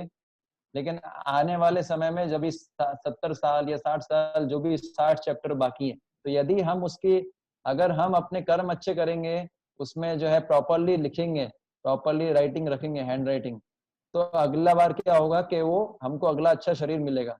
तो उसी को बता रहे हैं, जब कोई कर्म अच्छे करता है उसको अगला शरीर अच्छा मिलता है, जब कोई बुरे कर्म करता है उसको बुरा शरीर मिलता है। उसको ऐसे बता रहे हैं, क्या बता रहे हैं कि अगली बार जो मेरी किताब होगी वो और अच्छे तरीके से इम्प्रूव्ड वर्जन आएगा, उसका एडिटेड वर्जन। जैसे कोई किताब होती है उसमें कुछ इम्प्रूवमेंट आता है तो उसका एडिटेड वर्जन निकालते हैं, इम्प्रूव। तो वैसे ही बता रहे हैं कि अगली बार जो है, चूंकि मैं अच्छे कर्म करे मैंने किए हैं, इसलिए अगला जन्म जो मेरा ऐसा होगा, इस प्रकार से वो बता रहे हैं। तो ये कितना देखिए डीप स्टेटमेंट है। हमारा जीवन भी ऐसा ही है। हमारा जो जीवन है, हमारा जीवन भी किताब की तरह है, और कुछ हम में से 30 साल के, कुछ 40 साल के, कुछ 50 साल के हैं। तो हमारे पास जो है अब ज्यादा समय बचा नहीं है, ज्यादा चैप्टर बचे नहीं है, इसलिए हमको ऐसे कार्य करने चाहिए, हमको भक्ति में कार्य करने, भगवान कृष्ण के लिए कृष्ण का सेवा करना चाहिए, हरे कृष्ण महामंत्र का जाप करना चाहिए, है ना। और इसके अलावा जो है शास्त्र पढ़ना चाहिए, सेवा करना चाहिए भगवान का, भक्तों का संग करना चाहिए। इससे करने से क्या होता है कि हम अच्छी अच्छी चीजें लिख रहे हैं किताब के अंदर। तो अगली बार फिर क्या हुआ, अगली बार जो है इम्प्रूव्ड एडिट करने का जरूरत नहीं पड़ेगा, हम लोग भगवान के धाम जाएंगे, फिर किताब पब्लिश करने का जरूरत भी नहीं है। आप समझ गए? तो ये यहाँ पर बताया गया, इसलिए हर व्यक्ति के पास मौका है। इसलिए गीता में बताया गया है कि जो 5 विषय हैं भगवत गीता के, कौन कौन से गीता के 5 विषय हैं? एक तो ईश्वर, एक काल, एक प्रकृति, एक जीव, एक कर्म। उसमें से जो कर्म है वो शाश्वत नहीं है, कर्म को शाश्वत नहीं है। बाकी 4 विषय, ईश्वर, प्रकृति, काल और जीव, ये शाश्वत है। कर्म जो है शाश्वत नहीं है। इसका स्टार्टिंग तो हुआ, इसका स्टार्टिंग कोई नहीं बता सकता कैसे हुआ, लेकिन इसका एंडिंग किया जा सकता है। बाकी सब है शाश्वत है, लेकिन कर्म जो है इसको खत्म किया जा सकता है। और कर्म की साइकिल को अगर हम खत्म कर दें तो हमको अगला शरीर नहीं लेना पड़ेगा। और हमारे लाइफ में सारी समस्या क्यों है? क्योंकि हमको अगला शरीर लेना पड़ता है। ठीक है ना? यस। तो आप प्रश्न उत्तर पूछ सकते हैं, ये हमारा खत्म होता है टॉपिक। अब पूछिए क्या प्रश्न पूछना है। जी प्रभु जी, हरे कृष्णा। हरे कृष्ण। हरे कृष्णा प्रभु जी, थैंक यू। पूछिए प्रभु, प्रभु। मैं थोड़ा सा लेट ज्वाइन किया, काफ़ी अच्छा आपने समझाया इसके बारे में। मेरी काफ़ी क्वेरीज थी इसके बारे में। प्रभु जी, हाँ जैसे हम ये कहते हैं कि हमें जो ह्यूमन बॉडी मिलती है वो काफी हाँ। प्राइसलेस है, मतलब बॉडी काफी जन्मों बाद मिलती है, इसलिए हमें इस जन्म को बना वेस्ट नहीं करना चाहिए और कंप्लीट डिवोशनल सर्विस में लगाना चाहिए। तो ये जो री इनकारनेशन का जो आपने हाँ एग्जांपल बताए हैं, ये बहुत ही कम गैप में ही इनको हाँ। ह्यूमन बॉडी मिला है। तो ऐसा देख के लगता नहीं है कि इनको मतलब बहुत सालों बाद, हजारों सालों बाद या लाखों सालों बाद इनको ये बॉडी मिला है, बहुत ही जल्दी इनको ये बॉडी मिल गई। तो ये ऐसा इतना जल्दी क्यों मिल गया इनको बॉडी? क्योंकि इन्होंने तो ऐसी कोई डिवोशनल सर्विसेज करी नहीं, इनको ह्यूमन बॉडी मिल गई इतनी इजीली। और दूसरा, भगवान ने इनको ऐसी मेमोरी किस पर्पस से दी है? क्या हमें सिखाने के लिए देते हैं कि बिना आत्मा होती है, या कोई इन्हीं का ही कोई पास्ट कर्म ऐसा होता है कि इनको ये मेमोरी दी जाती है? तो ये अच्छा क्वेश्चन है। देखिए, जरूरी नहीं कि किसी को अगर मनुष्य शरीर मिला है एक, उसके बाद जो मरता है तो उसको पूरा साइकिल के थ्रू होके जाना पड़े, क्योंकि ये सब जो होता है कर्मों के बेसिस पे डिसाइड होता है। जैसे कोई व्यक्ति शरीर छोड़ता है, शरीर छोड़ने के बाद उसके क्या कर्म होते हैं, उसमें क्या होता है। जैसे कोई व्यक्ति शरीर छोड़ता है तो उसकी आत्मा और सूक्ष्म शरीर को, अगर उसने पाप किया है तो यमदूत लेके जाते हैं, उसको दंड मिलता है और उसके हिसाब से उसके आगे का प्रोसेसिंग होता है। अगर उसने पुण्य किया है तो देवी देवता लेने के लिए आते हैं उसको, और अगर उसने जो है भगवान का भक्ति किया तो गोलोक जाता है। तो पॉइंट ये है कि ये प्रिंसिपल है कि मानव शरीर से बाकी फिर 80 लाख योनियां आती है, लेकिन कोई जरूरी नहीं कि इसके थ्रू होके जाए। जैसे आप भरत महाराज का केस देखेंगे, पहले जन्म में वो जो है भरत महाराज से फिर हिरण बने, फिर तुरंत जड़ भरत बन गए। हाँ, समझ गए। तीसरे जन्म में वो जड़ भरत बन गए, और कोई दूसरा जन्म नहीं हुआ। हिरण से उनको सीधे जड़ भरत का जन्म मिला। तो ये जो है ये डिपेंड करता है, बेसिकली सब कर्मों पे डिपेंड करता है। और कर्म का जो थ्योरी है वो समझना इतना आसान नहीं है। भगवान गीता में खुद बोलते हैं, गहना कर्मणो गति। कर्म बहुत कॉम्प्लेक्स है। दो प्रकार के हमारे कर्म होते हैं, एक प्रारब्ध और एक अप्रारब्ध। प्रारब्ध मतलब वो कर्म जिनका फल हम अभी भोग रहे हैं, है ना। जानवर की योनि में देखिए कर्म का बैलेंस कितना खतरनाक है, कि जानवर की योनि जो होती है वो कर्म योनि नहीं होती है। बेसिकली जानवर की योनि भोग योनि होती है, उसमें वो कर्म उसको लगता नहीं है। इसका मतलब हमने, जब हम जानवर बने तो भी, पर क्या जानवर को कष्ट नहीं होता? जानवर को भी तो कष्ट होता है। तो वो कष्ट कैसे मिलता है उसको? उसके पूर्व जन्मों के कर्मों के हिसाब से। तो पॉइंट ये है कि जिन कर्मों का फल हम अभी भोग रहे हैं, जैसे किसी को बीमारी है कि कोई जो है दिखने में उतना सुंदर नहीं है, बदसूरत है, तो ये सब हमारे कर्मों का फल है। ये जो हम अभी भोग रहे हैं इसको बोलते हैं प्रारब्ध। और ऐसे कर्मों का फल जो तुरंत अभी मिलने वाला है या फिर फ्यूचर में मिलेगा, उसको बोलते हैं अप्रारब्ध। ये तीन तरीके से होता है, कूटम, बीजम, है ना, फलोन्मुखम। तो ये पूरा साइकिल है, ये पूरा जो है सेमिनार है, ये बहुत डिटेल चीज है। कर्म को इतना आसानी से हम, जैसे आप भीष्म पितामह का देखिए, उनको सरसैया पे सोना पड़ा। क्यों? क्योंकि कई जन्म पहले उन्होंने जो है एक सांप को बचाने के लिए उन्होंने जो है रथ में नीचे नहीं आ जाए उसको बचाया था। तो ये कर्म का गति जो है, हमने इतने कर्म कर रखे हैं बेसिकली कि इतने इतने इतने सारे कर्म का फल हमको मिलना बाकी है। लेकिन जब हम भक्ति करते हैं तो भगवान जो है प्रारब्ध और प्रारब्ध को हटा लेते हैं। प्रारब्ध को जनरली नहीं हटाते हैं, जनरली चाहे तो हटा सकते हैं पर जनरली नहीं हटाते। पर अप्रारब्ध तो पूरा नष्ट हो ही जाता है भक्ति से। तो ये जो आपने प्रश्न पूछा कि उसको मनुष्य शरीर के बाद इनको तुरंत दूसरा शरीर मिल गया, तो ये कर्मों पे ही डिपेंड करता है बेसिकली। और जहां तक मेमोरी की बात है, तो भगवान किसी को कुछ भी दे सकते हैं, वो भी कर्मों पे डिपेंड करता है। और जो है, क्यों? क्योंकि देखिए ऐसा नहीं कि हम भक्ति कर रहे हैं तो मतलब, बाहर वाले लोग में जो सुकृतिवान होते हैं, जिनका सुकृति होता है, वो सुकृतिवान जो लोग होते हैं उनको भगवान फेवर करते हैं। ऐसे कुछ लोगों को भगवान बहुत अमीर बनाते हैं, कुछ लोगों को भगवान बहुत फेमस बना देते हैं इस दुनिया में, जो भक्त नहीं है भगवान के। क्यों? क्योंकि उनकी सुकृति है। तो बेसिकली उनका सुकृति है, उनके पुण्य कर्म किए हुए हैं, इसी कारण से जो है उनको याद रहता है बेसिकली, मोटा मोटा। और फिर हमारे लिए भी एक एग्जाम्पल हो गया। अगर ऐसा नहीं होता तो हम कैसे प्रूव करते? तो दोनों चीजें। तो प्रभु जी, जैसे हम कहते हैं कि भगवान हम सबको पास्ट मेमोरी क्यों नहीं देते, तो उसकी जो रीज़न यही है कि हमें अगर पास्ट मेमोरी अगर हमें मिलती है तो हम फिर पास्ट मेमोरी में ही हम फंसे रह जाएंगे। तो ये तो एक तरीके से हमारे लिए नेगेटिव हो गया, कष्ट पॉइंट हो गया ना हमारे लिए। एक सपोज हमने पिछले जन्म में कुछ ऐसा काम किया हो और वो हमें याद आता है बार बार इस जन्म में, तो वो हमें पेन करेगा ना बार बार। तो हाँ इसलिए अल्टीमेटली तो ये एक बॉडी के लिए पेन हो रहा है ना, सटल बॉडी उसके लिए, ग्रॉस बॉडी यस, के लिए। क्योंकि हमारा जो सारे जीव है ना वो भोग करने के लिए आए हैं इस जीवन में।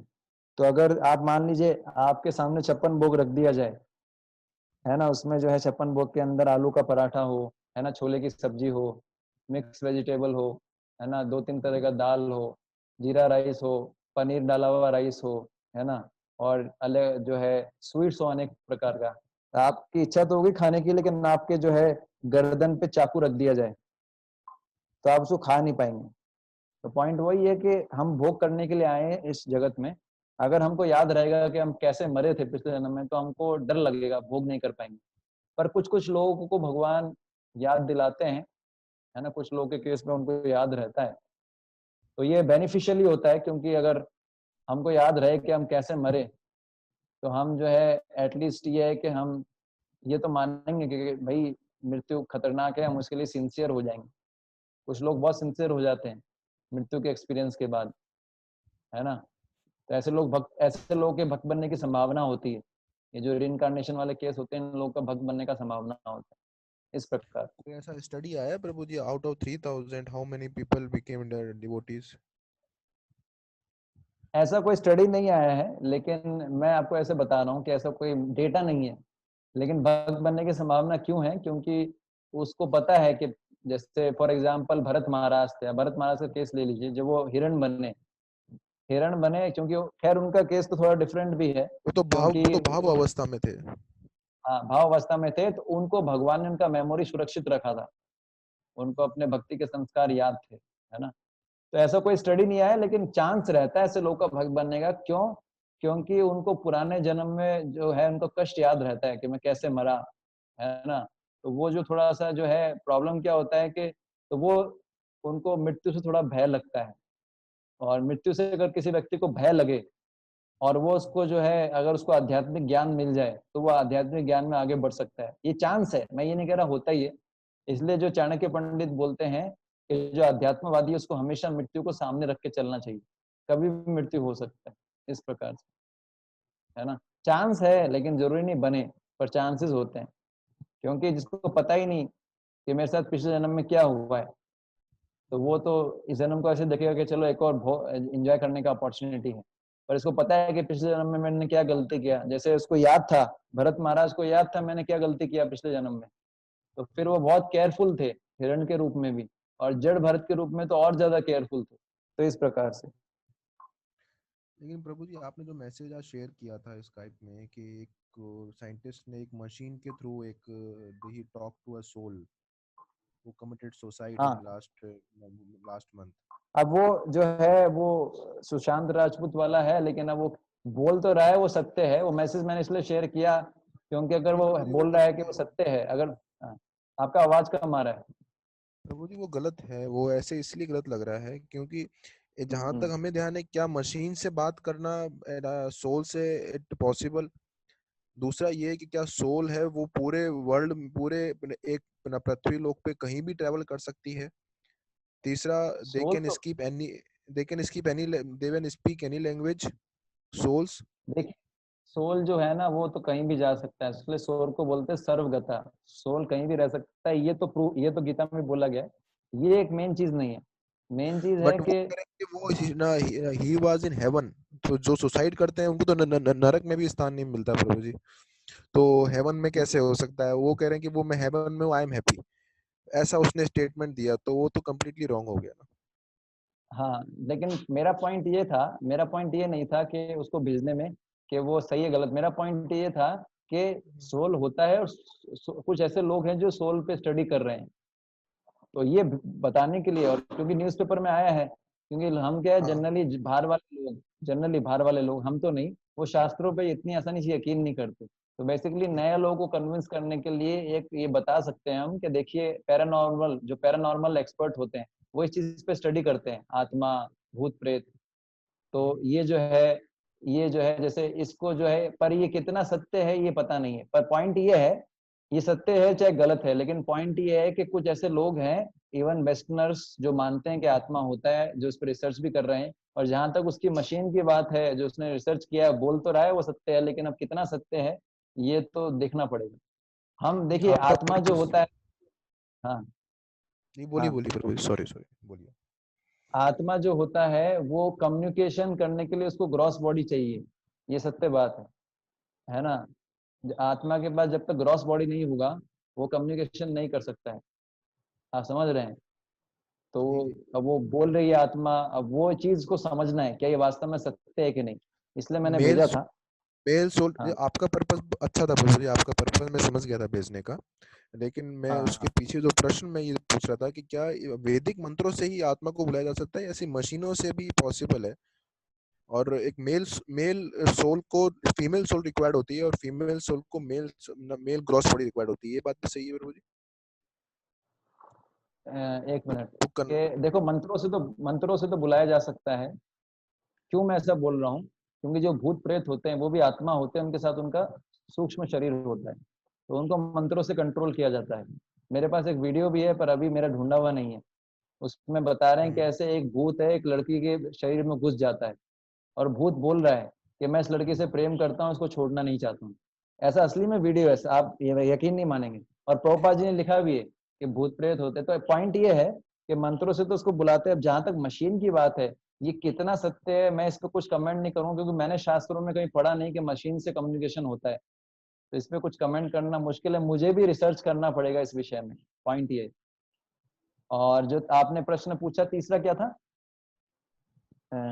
एक और पॉइंट था ना आपका, क्या प्रभु जी? एक क्वेश्चन और था ना आपका, कौन सा था? नहीं, मैंने यही, इसी के रिगार्डिंग तो मैंने यही बोला था कि बिना मशीन से पॉसिबल है या नहीं है।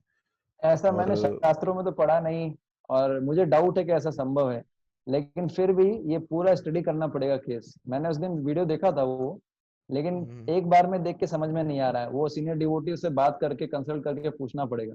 इसलिए मैंने आप लोगों को भी भेजा था कि भाई आप लोग भी देखो और ये कितना सत्य है, क्योंकि जरूरी नहीं सत्य हो, लेकिन वो बोल रहा है सत्य है, न्यूज़पेपर में आया है। तो अगर न्यूज़पेपर में स्थान मिला है उस चीज को, इसका मतलब जो है हो सकता है। और तो पर शास्त्रों के हिसाब से तो ऐसा कोई मशीन बना नहीं है प्रभु जी, जिससे आत्मा बात। एक ग्रॉस बॉडी में दो सोल एग्जिस्ट कैसे कर सकती है? एक ग्रॉस बॉडी में दो सोल कैसे एग्जिस्ट कर सकती है? एक तो हमारी खुद की सोल हो देखिए, गई, एक दूसरी सोल जो आ रही है, मतलब टोटल तीन हो गई, एक सुपर सोल हो गई, एक हमारी इंडिविजुअल हाँ, सोल हो गई, और एक, चलो सुपर सोल तो ठीक है, वो तो कभी भी कहीं भी एग्जिस्ट कर सकते हैं भगवान तो, बट एक ग्रॉस बॉडी में हम्म, मल्टीपल सोल्स हम्म, का एग्जिस्टेंस होना, तो वो how they work, how it is हाँ, पॉसिबल, तो वो एक चीज समझ नहीं आती। ये पॉसिबल हो सकता है। उसका एग्जांपल बताऊं आपको, ये संभव हो सकता है कि एक शरीर में एक से अधिक सोल रहती है, लेकिन उसमें से एक मेजर सोल होती है, वो हृदय के एरिया में रहती है, वो शरीर को कंट्रोल करती है। दूसरी जो सोल होती है वो सुप्त अवस्था में होती है। इसको इस प्रकार से समझा जा सकता है कि एक जो सोल होती है वो चेतन अवस्था में होती है और वो पूरे शरीर पर कंट्रोल करती है, वो मेन होती है। और बाकी जो सोल्स होती है वो सुप्त अवस्था में होती है। फॉर एग्जाम्पल, जैसे इसको कैसे समझा सकते हैं, इसको ऐसे समझा सकते हैं कि जब कोई जो पिता होता है वो माता के शरीर में वीर्य डालता है, उस वीर्य के अंदर सोल होता है कि नहीं होता, मुझे बताइए। होता है प्रभु जी। तभी तो उसमें शरीर, इसका मतलब वो आया कहाँ से, वो सोल पिता के शरीर से आया, पिता के वीर्य में था, तभी तो उसमें जीवन आया है। जीवन कैसे आता है? जीवन यही आता है कि जो स्पर्म पार्टिकल होता है उसके अंदर सोल होता है। वो आया कहाँ से? पिता के वीर्य से। इसका मतलब सीमेन था ना पिता के बॉडी में, सॉरी सोल था ना, मतलब एक मेन सोल जो उसके हृदय में था। तो ये संभव है, एक से अनेक सोल रह सकते हैं, लेकिन एक सोल जो होता है वो मेन सोल होता है, जो कंट्रोलिंग सुप्त अवस्था में नहीं होता, चेतन अवस्था में होता है, और बाकी सोल जो है सुप्त अवस्था में होती है, तो उनका कंट्रोल नहीं होता। भूत प्रेत के केस में क्या होता है, जब किसी के शरीर में भूत प्रेत घुस जाता है तो वो खुद कंट्रोल करने की कोशिश करता है उसके शरीर को, ऐसा होता है। तभी तो वो बोलते हैं भूत प्रेतों को शरीर चाहिए होता है, क्योंकि वो एंजॉय करना चाहते हैं। एंजॉय करेंगे कैसे, उनके पास ग्रॉस बॉडी होता ही नहीं है, तो वो किसी के शरीर पे कब्जा करना चाहते हैं। तो वो उस मेन सोल का हिस्सा वो जो है मेन सोल का स्थान लेना चाहते हैं, उसके शरीर को कंट्रोल करना चाहते हैं। तो ये संभव है, एक शरीर में एक से अधिक सोल हो सकते हैं इस प्रकार से। ओके प्रभु जी। और एक प्रश्न और था आपका, और क्या था, मेरे को खुद को याद नहीं आ रहा है प्रभु जी अभी, क्या मैंने पता पूछा नहीं, था? मेरे को भी याद नहीं है। चलिए ठीक है, और कोई प्रश्न है, क्योंकि मेरा अगला क्लास भी है। और कोई प्रश्न है? हरे कृष्णा प्रभु जी। थैंक यू हरे प्रभु। कृष्णा प्रभु जी। मैं ये पूछना चाह रहा था कि सच्चिदानंद का क्या अर्थ है? सच्चिदानंद का मतलब है सत चित आनंद। सत का मतलब है शाश्वत, हमेशा रहने वाला। चित का मतलब होता है ज्ञान, ज्ञान चाहिए, ज्ञान से पूर्ण। और आनंद का मतलब होता है आनंद, मतलब ब्लिस। तो आत्मा जो है तीन तत्वों से बने हैं। भगवान कृष्ण, जो भी आध्यात्मिक वस्तुएं होती है वो तीन तत्वों से बनी होती है, सत चित आनंद। मतलब कोई भी आध्यात्मिक वस्तु है वो शाश्वत भी है, वो खासकर खात्मा नहीं होता है, उसमें ज्ञान भी होता है और आनंददायक होती है। जैसे भगवान कृष्ण है, वो भी सच्चिदानंद से बने हैं। हम जो है आत्मा है, हम भी सच्चिदानंद रूप, हमें कोई बोलते हैं सच्चिदानंद विग्रह, है ना, इस प्रकार से। जी धन्यवाद प्रभु जी। ठीक है, तो आज हम यही अंत करेंगे। हम लोग अगले जो है संडे को मिलेंगे। यस, हिमांशु को कुछ बोलना चाहते हैं? जी प्रभु जी, एक्चुअली प्रभु जी हमारा जो शरीर है 5 सूक्ष्म पांच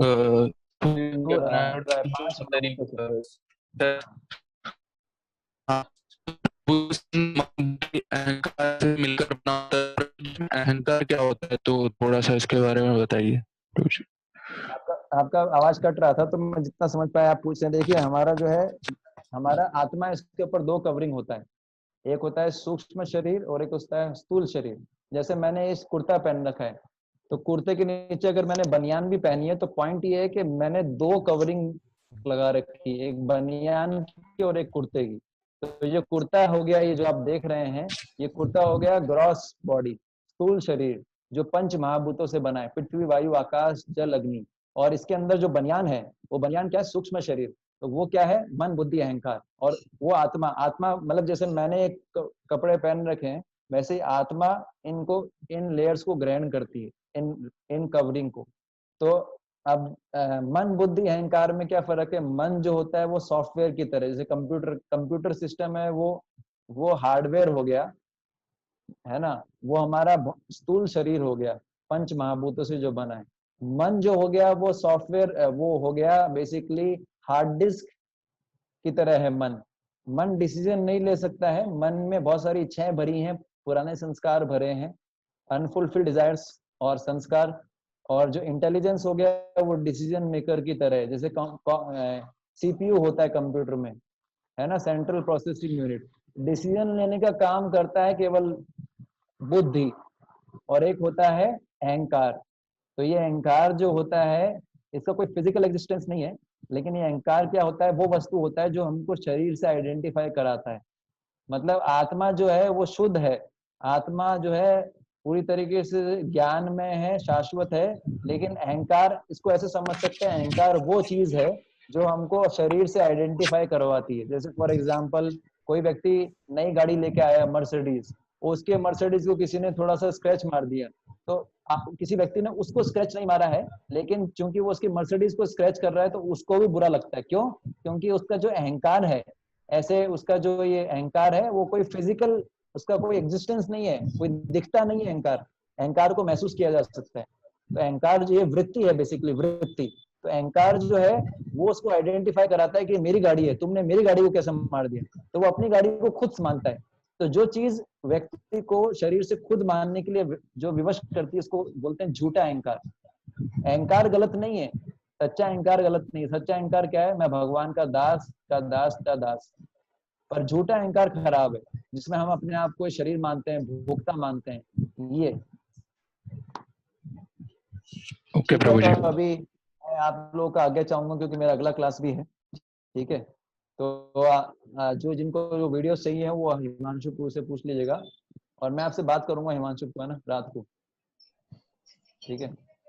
हरे कृष्णा। जगत गुरु श्रील प्रभुपाद की